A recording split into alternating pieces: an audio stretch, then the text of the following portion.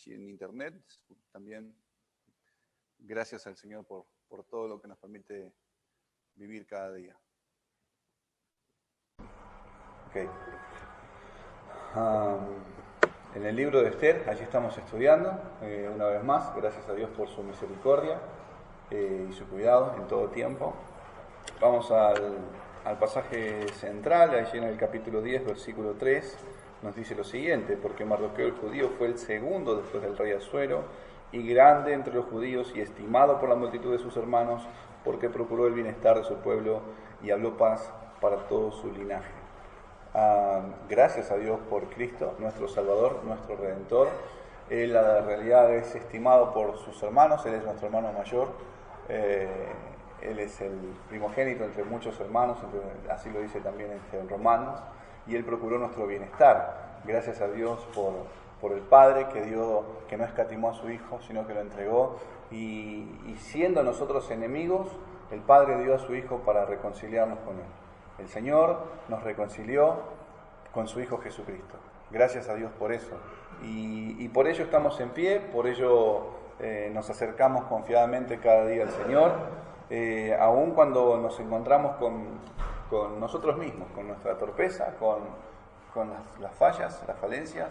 Pero también hoy a la mañana en la cena se compartía de ese abogado también que tenemos para delante de Dios, que intercede, que aboga por nosotros todo el tiempo. Y así también nos muestra en algunas oportunidades también Hebreos, en el capítulo, en cada uno de los libros, cuando vemos ese sacerdote inmutable que intercede por nosotros.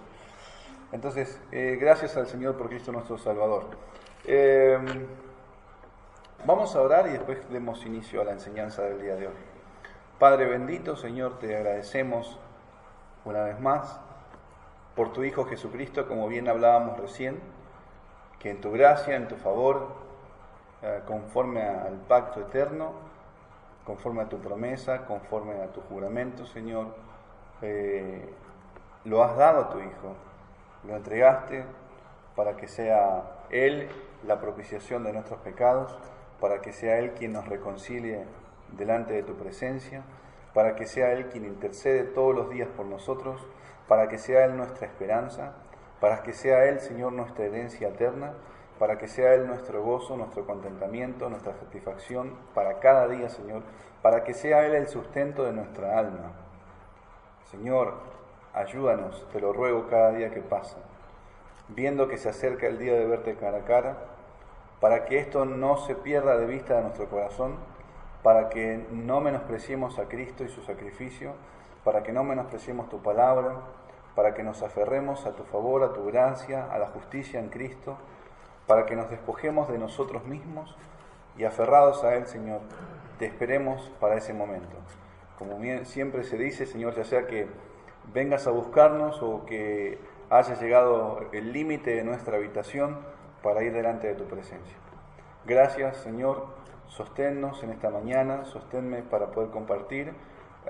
Soy parte de tu pueblo, Señor, y ayúdanos, Señor, en tu gracia también para ser edificados, exhortados, animados, Señor, y seguirte fielmente cada día, en sinceridad, Señor, y en verdad y en amor. En el nombre de Jesús oramos, amén. Ok, bien.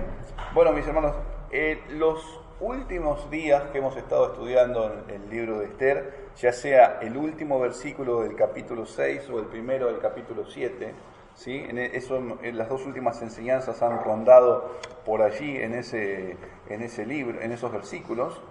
Vemos, por ejemplo, cómo llega Amán al día del banquete. Recuerden que esto es lo que Esther había orado al Señor, junto con Mardoqueo, junto con el pueblo judío, y ahora de repente ella, cuando el rey le dice, bueno, ¿qué quieres, reina Esther? ¿Cuál es tu petición y cuál es tu demanda? Y ella dice, bueno, en ese momento, bueno, yo hice un banquete, o estoy preparando un banquete para el rey y para Amán, y están invitados a él. Llega el primer banquete, recuerden eso, y Amán viene con toda su fuerza, con todo su orgullo, con todo lo que él es contento al banquete, ese es el primero, y sale contento de ese lugar porque la reina lo consideró junto con el rey, son personas muy estimadas en el pueblo, y él dijo, bueno, ustedes recuerdan las palabras de Amán, ¿no? Bueno, la reina nadie más pensó que en mí y en el rey. Bueno, estoy invitado para ella, fíjense cómo me tienen en estima. Estoy un poco parafraseando aquellas palabras, no es que Amán haya dicho eso, pero puntualmente dice, bueno, la reina no pensó en nadie más que en mí junto con el rey para invitarnos a ese banquete. Y entre ese banquete y el segundo banquete acontecen muchas cosas, pasa de todo. Y son horas, eso recuerden que hemos visto que son horas, son momentos, es de un día para otro. Y eso nos llevó a considerar, esos banquetes nos llevó a considerar o a ver de alguna manera la obra de nuestro Señor Jesucristo, su primera llegada y su segunda venida de nuestro Señor. Cuando Él vino y enloqueció la sabiduría de este mundo, exhibe la justicia de Dios, ató al hombre fuerte, la iglesia ahora está reinando junto con Cristo en este mundo, está llevando adelante los propósitos del Señor, se está saqueando el botín de este enemigo, ¿sí? Están siendo salvos por la predicación del Evangelio todos aquellos que estaban sujetos en la potestad de Satanás y se están volviendo al reino de su amado Hijo por la obra de Cristo, por el poder de Dios. Y bueno, ya hemos visto algunas de esas cosas en lo largo de todo este tiempo. Y llegó el tiempo del segundo banquete. Amán está completamente confundido, Amán está completamente turbado, no sabe cómo puede ser que llegó hasta acá. Él que tiene poder y autoridad dada por Dios, vamos a decir así, y que podía hacer lo que quería, ¿sí? Podía hacer todo tipo de cosas, ya tenía a los judíos, al pueblo judío lo tenía en sus manos, ya estaba la suerte dictada, fue a preparar la horca, está a punto de colgar a Mardoqueo, fue a pedirle eso al rey y ustedes conocen la historia, no voy a volver a lo mismo. Pero llega el momento, cuando él va avergonzado a su casa, llega el momento en que la guardia real lo busca apresurado y se lo lleva delante del rey porque llegó el segundo banquete que la reina había preparado. Y él está en este tiempo llega de una forma abatido, humillado, pero no con esa humillación de la cual el Señor nos hace partícipes a cada uno de nosotros cuando somos confrontados por nuestro pecado, cuando nos vemos avergonzados por nuestra falta delante de Dios. Que tiene que ver con esa tristeza que según Dios produce en nosotros ese arrepentimiento que nos lleva a la vida. Pero Amán está dolido porque su orgullo está golpeado. Porque él mismo ha recibido una afrenta, ha recibido, y está recibiendo, permítame decir así, una paliza, está recibiendo golpes, está siendo golpeado por todos lados. Su plan está siendo desbaratado. Entonces, imagínense una persona orgullosa que de repente empieza a ser cubierto de vergüenza. Nosotros hacemos algo que es horrendo delante de Dios, y nos cubre una vergüenza a cada uno de nosotros. Pero también suele pasar que nos avergonzamos aún más cuando somos vistos por los hombres, y eso también está mal. Cuando deberíamos avergonzarnos en todo tiempo por ofender a Dios y humillarnos e ir a Él dolidos por nuestro pecado. Pero ese no es el dolor que siente Amán, ese no es el dolor que tiene en este momento. Él está confundido porque todo le salió mal. Todo está mal. Todo está mal. Entonces, no está viendo su maldad de ninguna manera, pero sí piensa cómo puede estar sucediendo todo esto si él es el favorito del rey, podríamos decir así. ¿Cómo puede ser que yo soy el segundo del rey, que él tengo el anillo de él para hacer cosas y me está pasando todo esto? Pero vemos que más allá de todo esto, así vive cada momento de ese y llega el momento repentino, apresurado, y algo puede ser que quede de orgullo aún todavía para decir, todavía me queda el segundo banquete, todavía me queda algo, por lo visto sigo siendo un poco importante y el rey y la reina me van a considerar, y así va para ese lugar. Y eso lo hemos visto como algunos se tienen por dignos de participar de ese día en el cual la iglesia llama el banquete o el día de las bodas. Desde ese punto de vista de que Amán aún todavía cree que es digno de participar de ese banquete, Hemos estado hablando de ese pensar, de ese creer que atesoran algunos, porque es cierto, la iglesia cree que un día verá a su Señor cara a cara, que participará de ese banquete eterno, que va a estar en las bodas del Cordero y con gozo. Pero hay algunos que atesoran, que abrigan la idea de que van a participar de ese lugar, aferrándose a sí mismos, descansando en sí mismos, vestidos de sí mismos, vestidos de su justicia. Pero sin embargo, vemos que llega ese día del banquete. ¿Y cómo vimos ese apresuramiento, ese momento de ser llevados? Bueno, lo hemos comparado con la venida de nuestro Señor Jesucristo. Hemos visto que el segundo banquete tiene que ver con eso. Viene a ser buscado, llevado así repentino. Hemos visto dos cosas con eso. Primero, bueno, la venida de nuestro Señor Jesucristo. Él dice que muchas personas, el mundo va a estar así de esa manera. Muchos se van a estar dando en casamiento, van a estar haciendo esto y aquello, y de repente va así como los días de Noé y como los días de Lot, así se da de repente. Mientras que la iglesia anuncia el Evangelio, mientras que Noé, predicador de justicia, anunciaba el Evangelio, nadie le creía. Cuando Lot hablaba, nadie le creía, ni aun sus propios yernos. Y fueron quitados ambos, y también así sucedió, vino el mal para cada uno de forma repentina. Pero algunos atrevidos, que aún todavía tienen el día del Señor por tardanza, se burlan, se mofan del mensaje del Evangelio, pero también está que si el Señor no viene ahora, mis hermanos, bueno, puede que nosotros tengamos que abandonar este mundo. Y eso no avisa, es repentino. Y no hay, como lo dice Eclesiastés, no hay hombre que tenga potestad sobre el espíritu para retener el espíritu, ni potestad sobre el día de la muerte. No valen armas en tal guerra, ni la impiedad librará al que la posee. O sea, nadie puede frenar ese día de decir, bueno, yo hasta acá, yo puedo decir que no para no atravesar muerte. No hay persona que tenga poder para eso.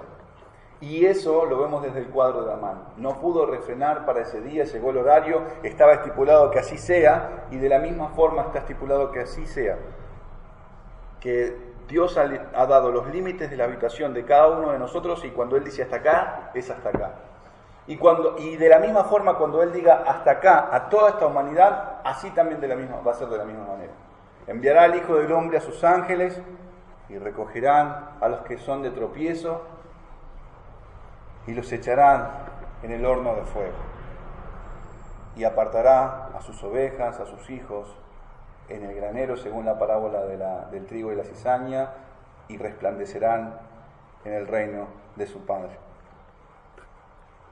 Muchos, mis hermanos, se fían, muchos están tranquilos, confiados de que aquel momento, en aquel día, van a estar allí y las puertas se abrirán para ellos, y que dice que entrará gente guardadora de verdades. Y cuando se dice ese pasaje, muchos dicen, sí, amén, yo voy a entrar allá, yo voy a decir amén para ese día, como hoy también cuando cantábamos, cuando allá se pase lista. Muchos hoy en día están con la certeza de que van a decir amén, y que van a levantar las manos, y que las puertas se les van a abrir.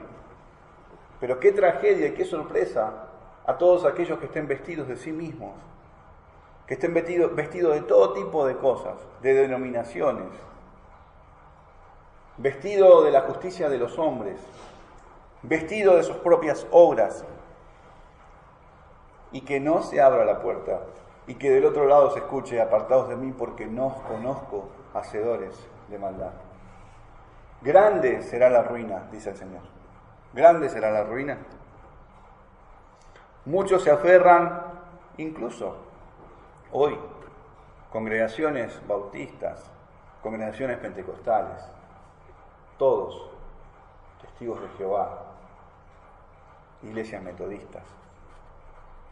Otros que creen en que no, ¿para qué ir a las iglesias si yo puedo congregarme solo, yo puedo vivir una vida de iglesia solo? Tantas ideas, pero en todo eso no hay Cristo. Mencionan a Dios, mencionan a Cristo, pero no hay Cristo. No están cubiertos en la justicia de Cristo. Y están aferrados y defienden a rajatabla, con uñas y dientes, su denominación, sus obras, su justicia. Y el día de mañana, mis hermanos, nada de eso va a ser acepto delante de Dios, sino solo aquellos que están vestidos de Cristo.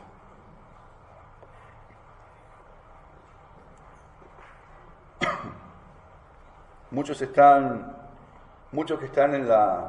en diferentes congregaciones, cuando piensan en aquel día del juicio, y eso nos pasa, lo primero que pensamos es que nosotros vamos a estar sin ningún problema allí.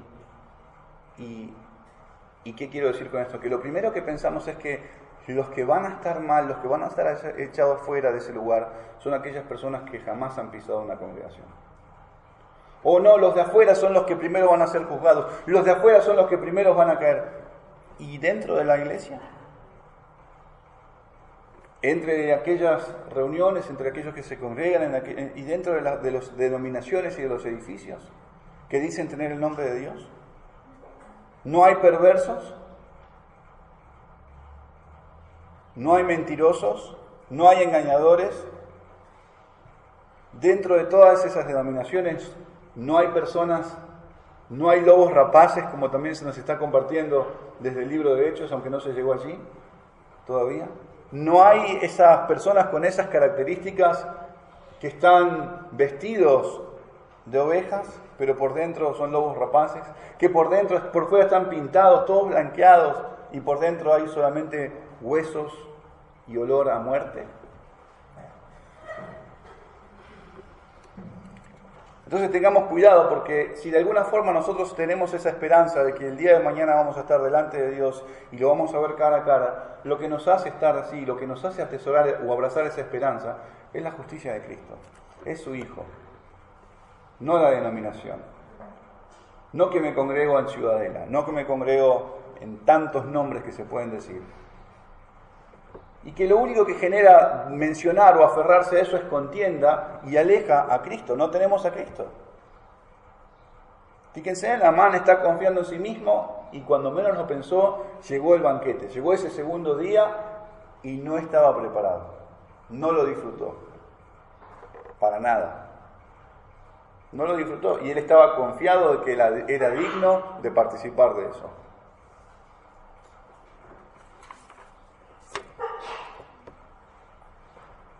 Alguien dijo, o mejor dicho, quería compartir algo que dice, alguna vez predicando sobre diferentes denominaciones, Whitefield dijo: Padre Abraham, ¿a quién tienes en el cielo? Esto lo compartí alguna vez con los hermanos, pero dice, ¿algún episcopal? No. ¿Algún presbiteriano? No. ¿Algún independiente o metodista? No, no y no. Entonces, ¿a quién tienes allí, Padre Abraham? No conocemos ninguno de esos nombres aquí. Todos los que están aquí son cristianos, creyentes en Cristo, hombres que han salido victoriosos por la sangre del Cordero y la palabra de su testimonio. Oh, ¿ese es el caso? Dice. Entonces, Dios, ayúdame y ayúdanos a todos a olvidar el tener nombres y volvernos cristianos de hecho y en verdad. Y así podemos muchas veces jactarnos, enorgullecernos de nosotros mismos, de los hombres, de la denominación, de nuestra justicia, y dejar de lado a Jesucristo, el único mediador, quien el Padre envió para reconciliarnos con Él, quien es nuestra paz. Lo mismo pasaba en Corinto, cuando los hermanos empezaban a decir: yo soy de Pablo, yo soy de Apolos, yo soy de Cefas, de Pedro, yo soy de Cristo. Y los que dicen ser de Cristo también presentaban divisiones y contiendas. Y estaban aferrándose a sí mismos. Hermanos, el Señor nos ayude a no fiarnos de nosotros mismos, sino a asirnos de Cristo. A aferrarnos a Él en su gracia y en su favor para cada día de nuestra vida. Y si vemos que hemos pecado, como se compartía hoy temprano, abogado tenemos para con el Padre, a Jesucristo el justo.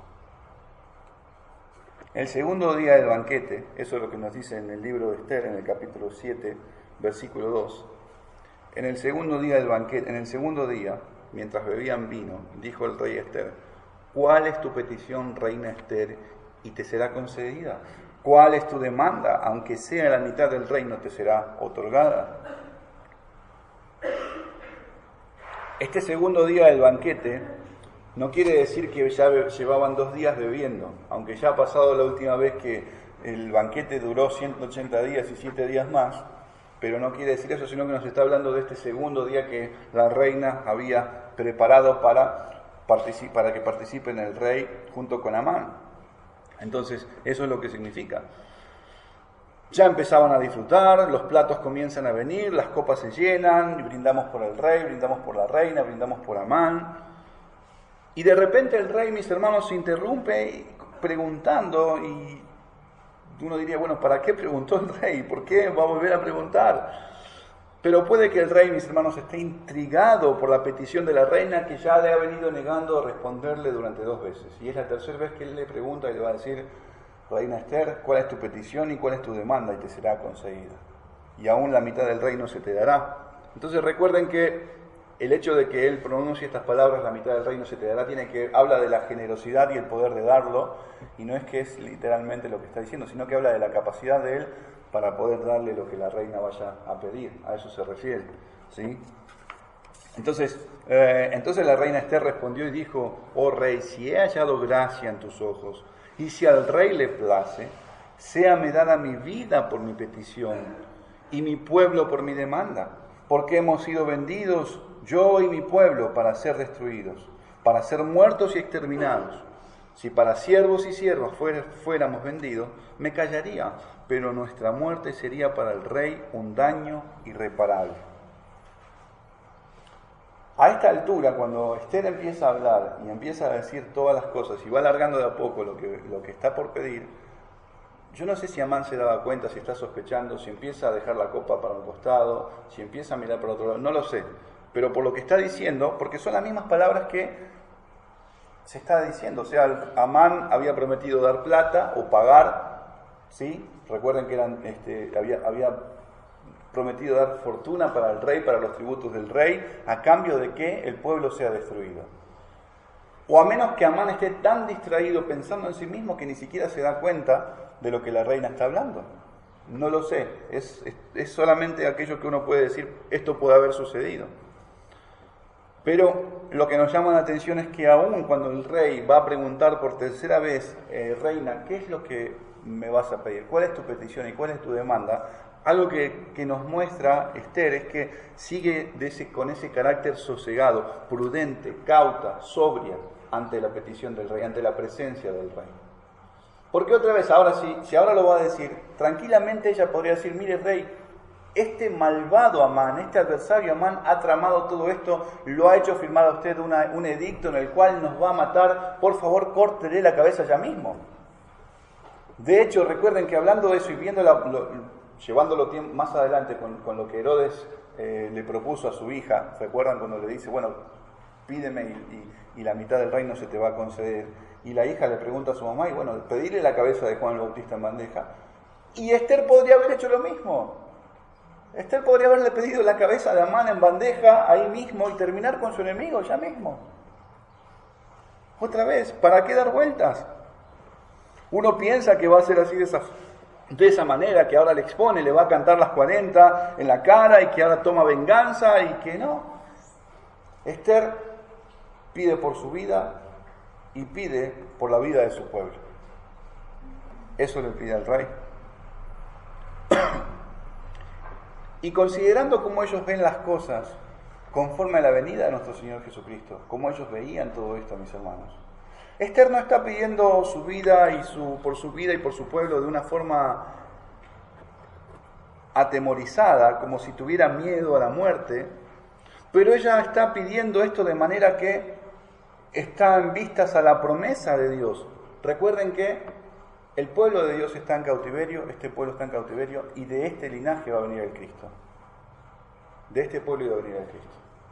Entonces no es que ella está pidiendo atemorizada: mira rey, esta es nuestra última oportunidad de seguir con vida, porque si no sé, se termina acá en todo nuestro ser. No, ella creo que tiene que ver con el hecho de que se va o piden vistas a la promesa de que el Cristo había de venir.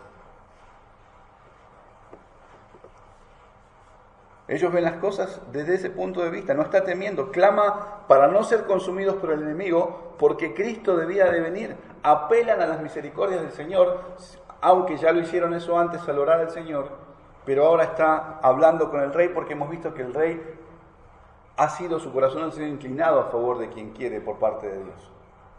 Y el rey le está pidiendo, bueno, reina Esther, ¿qué es lo que quieres?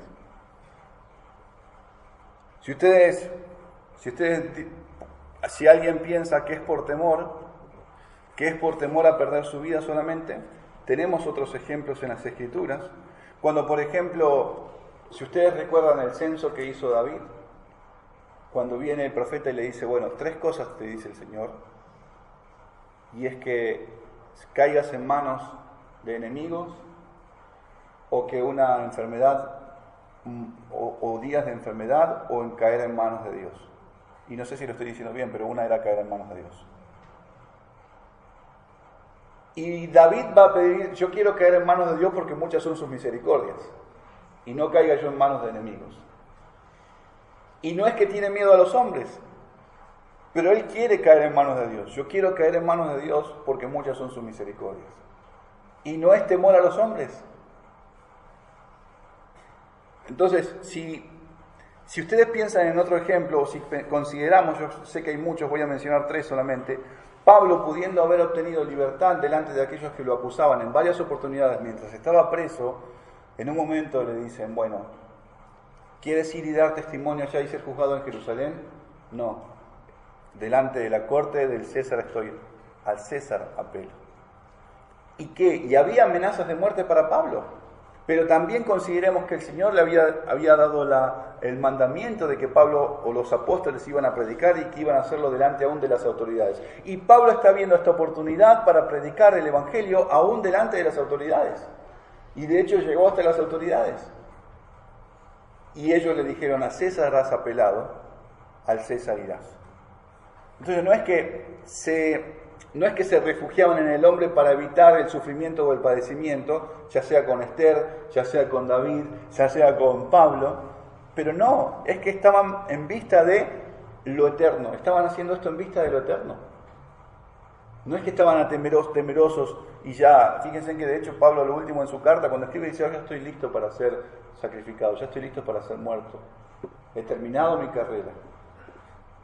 Pero no es que cuando él dice, bueno, voy a apelar a César para ver si de alguna forma puedo zafar de que los ancianos o los fariseos puedan matarme. Él está haciendo esto aprovechando esta situación para predicar el Evangelio.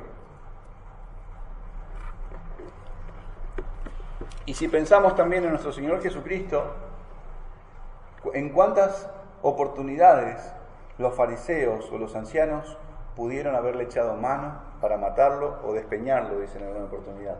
Y sin embargo él atravesó entre medio de ellos porque aún no había llegado su hora. Pero no había miedo a los hombres, no había miedo a la muerte, al hecho de ser muerto por los hombres.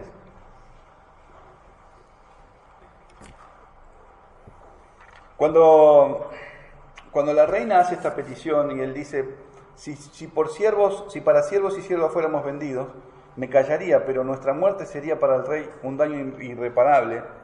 Hay quienes dicen que esto se puede hacer referir al hecho de que el daño para el reino, para el imperio, es material, que el aporte que los judíos podían hacer podía causar un gran daño al rey. Y si fuera por eso nada más, no tiene sentido todo lo que estamos estudiando o todo lo que estamos viendo. Porque sin lugar a dudas, yo imagino un pueblo que aportaba lo suyo para este imperio, había ganancia.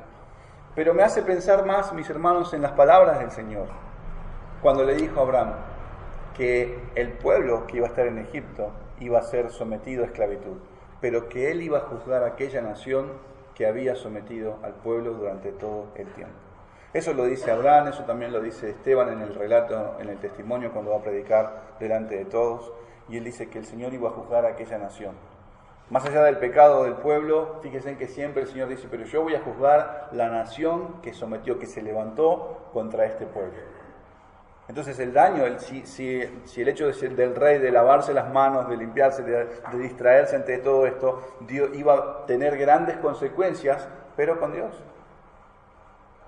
De hecho, si vamos a las Escrituras, fíjense, bueno, antes de eso, pero fíjense, por ejemplo, Amán, ya tramando levantarse contra la descendencia por la cual vendría el Cristo, fíjense en cómo está siendo tratado, fíjense en cómo está siendo perturbado y todos sus planes están cayendo, por levantarse contra Dios, por afrentar a Dios. Sin lugar a dudas, entre todo el pueblo había santos de Dios, escogidos de Dios. Y levantarse contra ellos, en este caso Mardoqueo, Esther, es levantarse contra Dios mismo. Si alguno conspirare contra ti, lo hará sin mí. El que contra ti conspirare delante de ti caerá, dice la Escritura, Isaías 54. Así de la misma forma, si consideramos que quisieron levantarse contra Cristo y de hecho quisieron terminar con Él, sin embargo terminaron cayendo delante de nuestro Señor Jesucristo.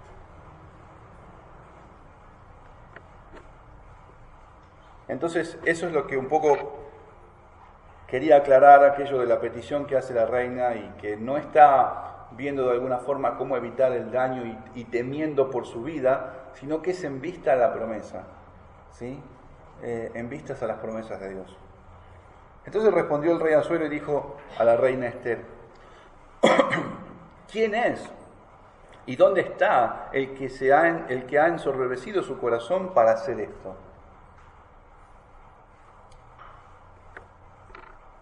Por lo visto el rey tampoco está. Por lo visto él tampoco está o se ha olvidado o no se acuerda de aquellas cosas que han pasado con Amán cuando firmaron este edicto real. Porque él es partícipe de lo mismo. Él se sentó a beber con Amán el día que se firmó el edicto, mientras que en Susa había gran lamentación y llanto por lo que estaba pasando. Recordemos que él ni siquiera tuvo la mínima intención de preguntar qué pueblo era, y directamente firmó el edicto, le dio el anillo a Amán, Amán firmó el edicto, se dispersó por todo el pueblo, por toda la nación, y por lo visto tampoco se está percatando de esto. Ahora él pregunta sorprendido: ¿quién es el que se levanta contra vos, Esther? ¿Quién es el que está haciendo esto? ¿Quién es el que se atreve a levantarse de esta forma? Y esa forma, considerando a Asuero en este caso, esa forma de levantarse me hace acordar muchas veces ahora en este caso que estamos leyendo, ustedes recuerdan como por ejemplo cuando David es confrontado por Natán, el profeta, y le dicen: bueno, hubo un hombre que tenía muchas ovejas, pero tomó la que tenía una ovejita sola conforme al pecado de David. Y él dijo: ¿quién es el que hizo? O es digno de muerte, es reo de muerte, pero tampoco se consideró a sí mismo en ese momento. Asuero no estaba pensando en sí mismo tampoco. A ver, ¿de quién estás hablando, Esther? ¿Cómo es que vos y tu pueblo? ¿No será que el pueblo que yo mismo hice firmar junto con Amán ese decreto? No, él dice: ¿quién es? O sea, fíjense en que no está percatado de la situación. Pero sin embargo se levanta de esa misma manera, se levanta de esta forma. ¿Quién es el que se atrevió a vender a la reina y a su pueblo? Y esto también tiene que ver un poco con este proceder de Asuero o de Jerjes. No solamente David pasó eso, si ustedes recuerdan, si ustedes se acuerdan de Darío, cuando fue engañado por los sátrapas, también firmó un decreto así sin pensar en lo que estaba haciendo. Porque cuando él firma ese decreto de que nadie iba a invocar a otro dios u hombre, sino solamente a Darío, él firmó el decreto de que en el espacio de 30 días toda aquella persona que invocara a otra persona o a otro dios tenía que morir. Y cuando vio que era Daniel el que estaba perjudicado, aquella persona por la cual dice que el rey ni siquiera comió, estuvo triste mientras él estuvo allí en el foso de los leones. Pero acá tampoco ni siquiera eso, Asuero ni siquiera dice: bueno, yo tuve la culpa de todo esto, no, nada. Él se levanta ya enojado porque dice: me tocaron a la reina.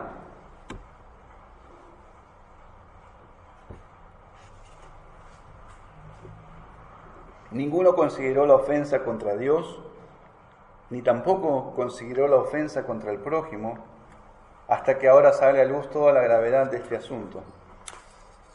Entonces la respuesta viene en el versículo 6 y hasta allí nomás donde vamos a ver. El enemigo y el adversario, dijo Esther, es este malvado Amán. Entonces se turbó Amán delante del rey y de la reina Esther. En su tiempo, mis hermanos, en su momento, hemos hecho un apartado respecto al enemigo y adversario. Si ustedes se acuerdan, hemos visto al mismo Amán cuando se nos presenta como aquel enemigo, como aquel que está en contra, y tiene que ver con Satanás mismo. En contra de Dios, en contra de su pueblo, que descendió en ira para hacer guerra a sus santos, sabiendo que les queda poco tiempo. Entonces no voy a demorarme tampoco en ello, pero ya hemos apartado un momento para hablar acerca de esto. Esta es una de las características de Amán, con las mismas características de su padre, los mismos deseos, los mismos pensamientos, sus mismas intenciones, homicida, padre de mentira, enemigo de Dios y de su pueblo. Así que es un poco nomás el recordatorio de eso, de lo que se vio en aquella oportunidad. ¿Sí? Pero ahora aparentemente parece que todo se está cerrando, parece que Amán empieza a comprender ahora cuál es su situación, si es que había comenzado a atar cabos durante la conversación entre la reina y el rey, y todo lo que está sucediendo, si alguna duda o alguna curiosidad tenía en cuanto a quién era el que se había levantado contra la reina y contra el pueblo de la reina, ahora a Amán no le queda ninguna duda de que él mismo es aquel que se había levantado contra el rey, contra la reina. Ahora queda al descubierto, y soy yo, o sea, ella es judía, ella pertenece al pueblo judío, no puede ser. Las cosas que habrán atravesado en ese momento por la cabeza de Amán. Ahora sale a luz, mis hermanos, quién es quién. Fíjense que Esther no había dado a conocer en el palacio o en el reino su linaje, su parentesco. Ni siquiera sabían muchos que era sobrina, prima de Mardoqueo. Nadie sabía de todo esto. Pero ahora se da a conocer aún delante del rey mismo su linaje. Ahora se da a conocer delante de Amán quién es ella. Sin embargo, hasta ahora, aún sorpresa para el rey, no hubo sobresaltos en ellas, no hubo desesperación y angustia, no lo mostró. Se mantuvo de una forma prudente, sensata delante del rey, aún hasta ahora en el momento del banquete. Fíjense con lo que le dije recién, no tuvo esa actitud de decir, mire rey, por favor, le corta la cabeza ya mismo a Amán. No hay nada de eso. Está robando por su vida y por la de su pueblo. Pero cuando el rey pregunta quién es el que se atrevió, bueno, ahí lo dice, bueno, es este malvado y adversario Amán. ¿Sorpresa para el rey de que Amán sea un asesino? No, ya sabía lo que iba a hacer con ese pueblo que él hizo firmar el decreto.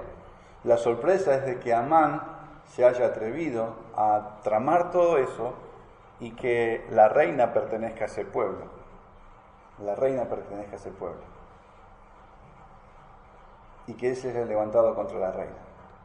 Siempre la ofensa, mis hermanos, siempre la ofensa de los hombres, por más que sea de esta forma hacia nuestros costados, termina siendo hacia el Señor. Y en este caso, Amán no pensó en ningún momento, ni se le cruzó de que la reina, que el hecho de apuntar contra Mardoqueo y contra los judíos afectara a la reina, y eso llegó al trono.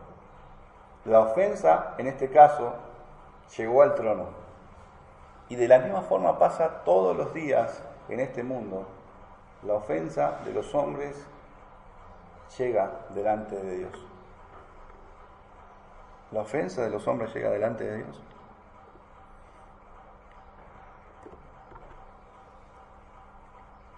Algo que pensaba en llegar a este momento es que con el temperamento de Asuero uno no sabe qué podría pasar acá con la respuesta que le va a dar. Conociendo a Asuero, viendo cómo se conducía, tranquilamente, mis hermanos, él podría haber dicho, bueno, mire, reina Esther, yo he firmado ese decreto, Amán es el segundo, tenemos una tradición acá en el Imperio Medio Persa que se echa suerte cada principio de año, la suerte cayó, se dieron las cosas así, yo le di el anillo a él ya lo selló, yo no puedo hacer nada para revertir esto. De hecho, estas palabras las voy a usar más adelante. Pero fíjense en que el rey tranquilamente podría haber dicho, bueno, que sean muertos la reina, el pueblo judío, porque no voy a volver atrás mi palabra. Sin embargo, la ofensa fue contra él y él va a tomar cartas en el asunto contra el malvado Amán. Él va a tomar cartas en el asunto. Y ya la mirada quizás del rey solamente le dijo todo. De hecho, cuando él sale, lo va a decir más adelante, y no vamos a ir todavía hacia el huerto, Amán sabía que estaba resuelto delante del rey su final. Pero el pavor, mis hermanos, de llegar a este momento, la turbación se apodera, porque dice que el enemigo y el adversario es este malvado Amán. Entonces se turbó Amán delante del rey y de la reina. Ahora que sale todo a luz, fíjense en que Ester está, vamos a decir así, tranquila, confiada, descansando en el Señor, pero el que es cubierto de terror, de turbación, termina siendo el malvado Amán. Termina siendo el malvado Amán. El pavor se apoderó de él, está turbado el rostro del rey, mis hermanos, lo dice todo.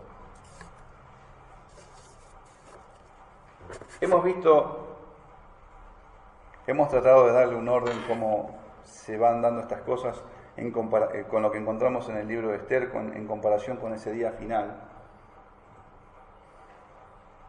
Ya hemos hablado de la segunda venida del Señor, cómo se apartan los cabritos de las ovejas, cómo muchos se fían y creen que van a ser recibidos y son dignos. Y en este caso se pone a luz o sale a luz quiénes son cada uno de todos los que van a estar delante de la presencia de Dios, cuyos ojos escudriñan cada corazón, y no hay ninguna cosa creada que se pueda ocultar de su mirada. Si comparamos este momento con aquel día en el que estemos delante de la presencia de Dios, delante de Él son reveladas todas las cosas y salen a luz todas las intenciones del corazón de cada uno.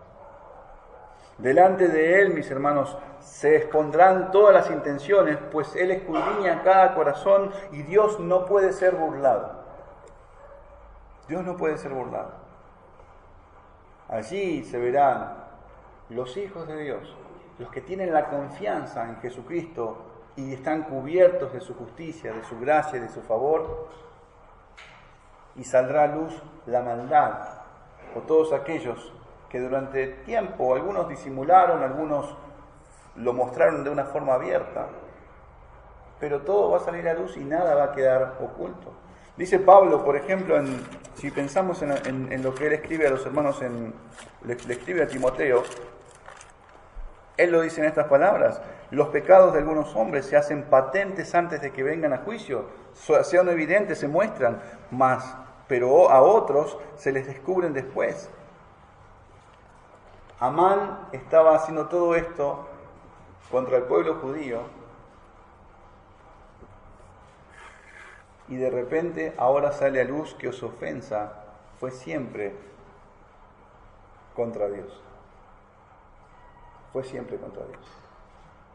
Así este mundo, mis hermanos, vive todo el tiempo hostigando, persiguiendo a los hijos de Dios, menospreciando, tramando el mal. Pero el día que estén delante de su presencia,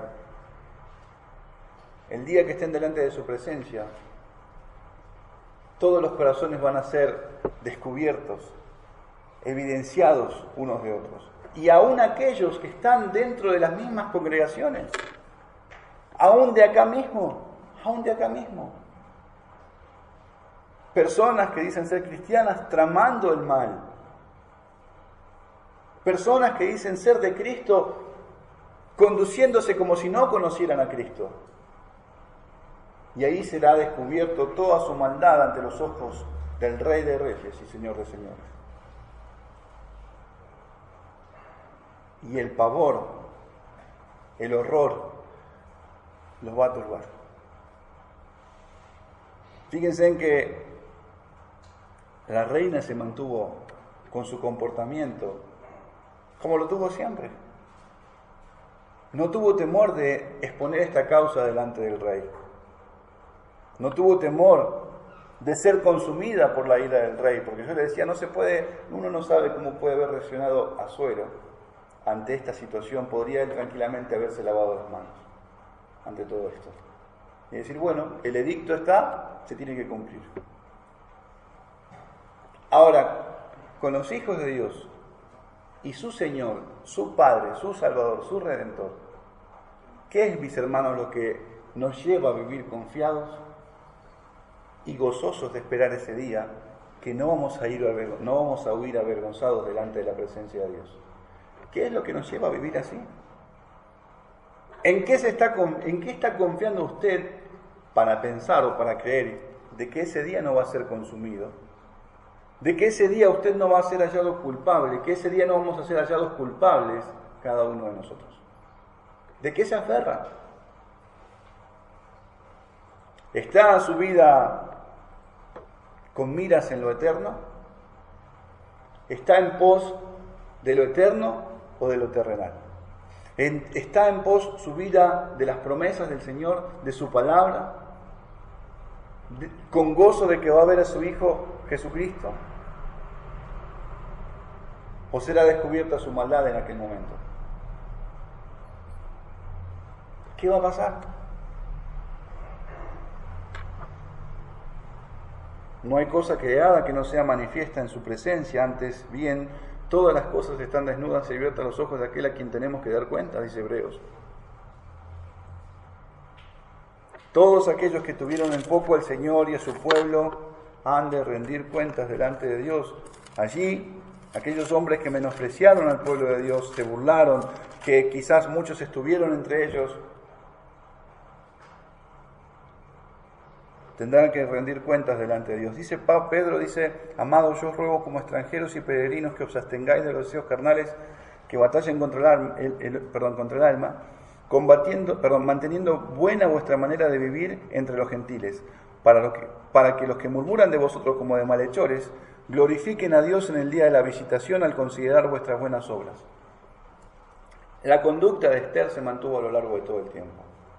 Por allí, si ustedes recuerdan, cuando Mardoqueo tuvo que animarla para decirle, mira, si vos no actuás, si vos no haces lo que te corresponde, respiro y liberación va a venir de otra parte, ¿sí?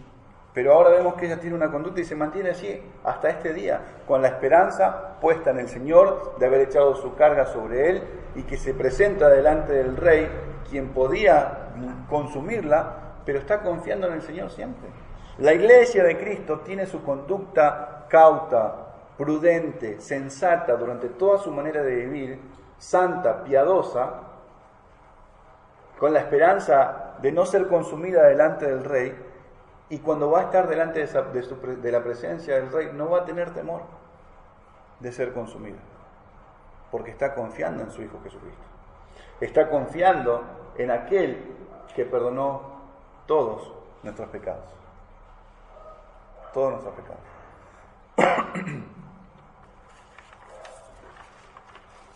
Ahora, mis hermanos, ¿qué es certeza?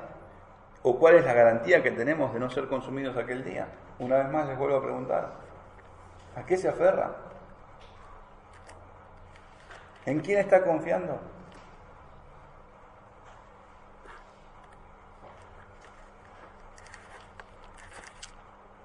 El amor de Dios ha sido perfeccionado en nuestros corazones, dice Juan. Y por ese amor, echa fuera el temor. Echa fuera el temor. No miramos a Dios ya como aquel juez a quien vamos a rendir cuenta, porque nuestro Señor Jesucristo nos compró. Nosotros éramos vendidos al pecado, esclavos del mismo pecado, y nuestro Señor Jesucristo nos compró con su sangre. Nos compró para Él, para vivir para Él.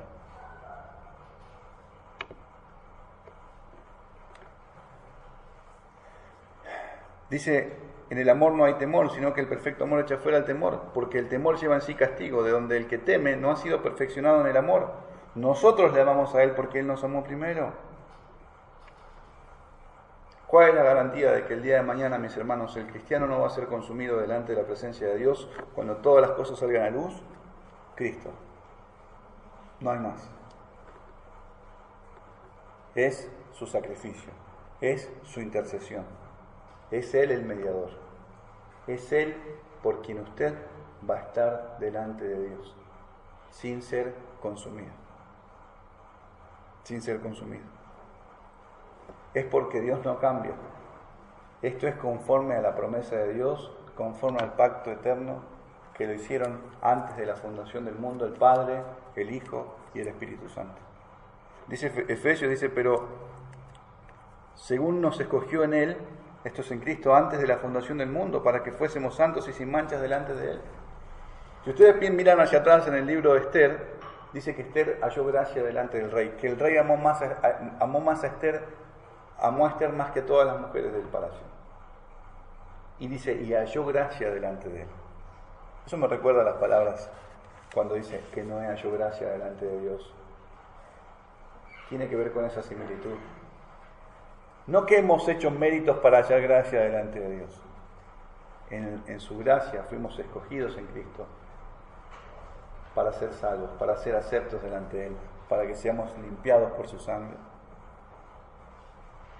Y a partir de allí, desde que Él nos salvó, la iglesia, el pueblo de Dios, camina en miras a las promesas de Dios, aferrados a las promesas de Dios. Como hoy se compartía también acerca de esa esperanza en las cuales hemos renacido, en esa esperanza viva, para una herencia incorruptible, incontaminada, inmarcesible, reservada en los cielos, por amor a vosotros. Entonces no hay temor, no hay miedo de que el día de mañana, cuando esté delante de Dios, salga huyendo avergonzado o que sea consumido. No hay temor en la iglesia. Sin embargo, fíjense que el temor sí se apodera del enemigo. Sí se apodera del enemigo. El que mora en los cielos se reirá, se burlará de ellos. Luego los turbará con su ira, dice Salmo 2.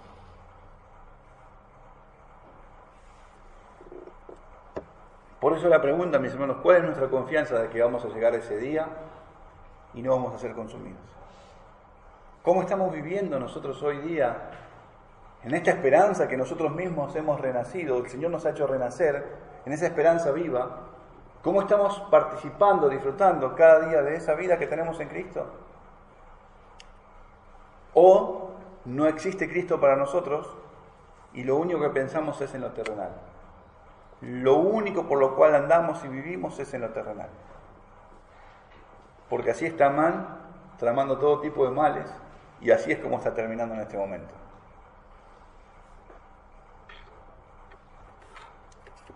La garantía también, mis hermanos, del hecho de acercarnos a Dios con confianza es que Él es inmutable y no cambia. Para que por dos cosas inmutables, para que por dos cosas, dice Hebreos, inmutables, en las cuales es imposible que Dios mienta, tengamos un fortísimo consuelo los que hemos acudido para asirnos de la esperanza puesta delante de nosotros, esa esperanza que no avergüenza, esa esperanza que le vamos a ver cara a cara y por ella nos purificamos.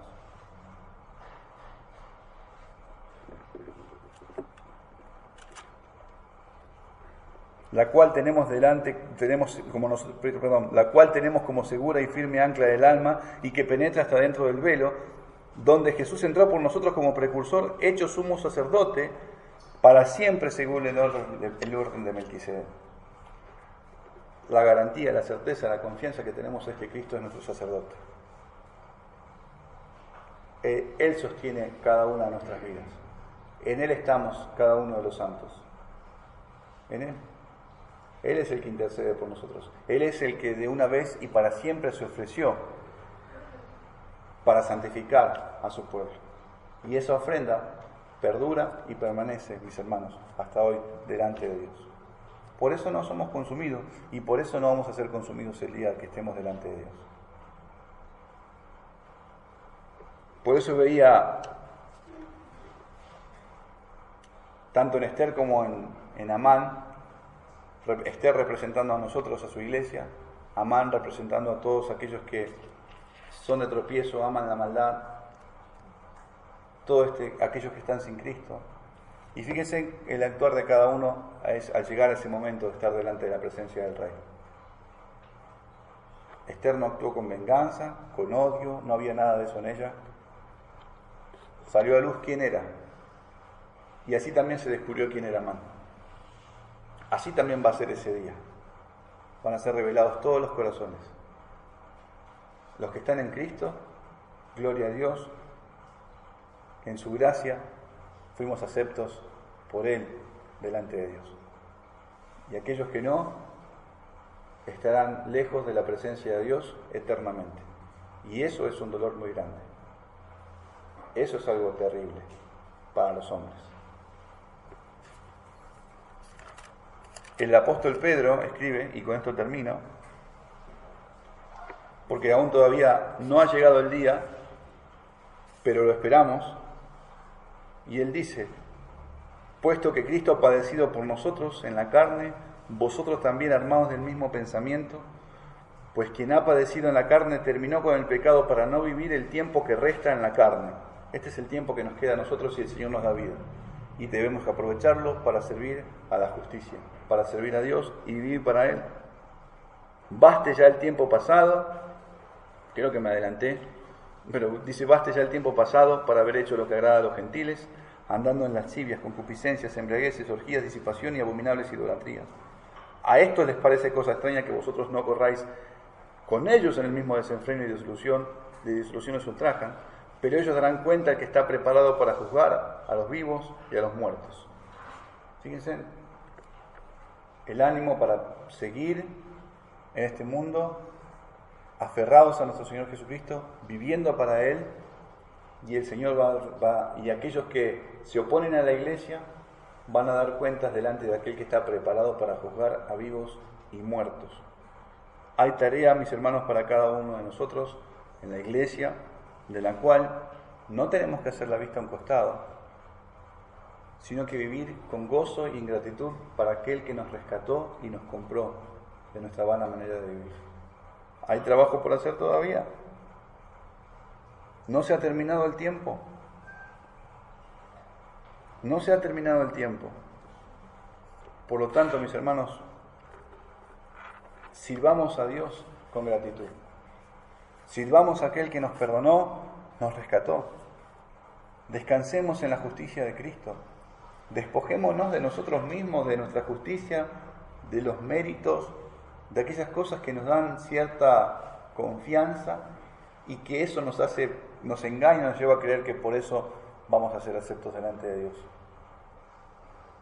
Como decía hoy nuestro hermano Leonardo, lo único que va a quedar es la fe que nuestro Señor nos ha dado, y la gloria va a ser para Cristo en ese día. Es lo que va a quedar. No es que sobresale tal hermano, tal hermana, tal pastor. No. Es nuestro Señor Jesucristo el que va a llevar toda la gloria.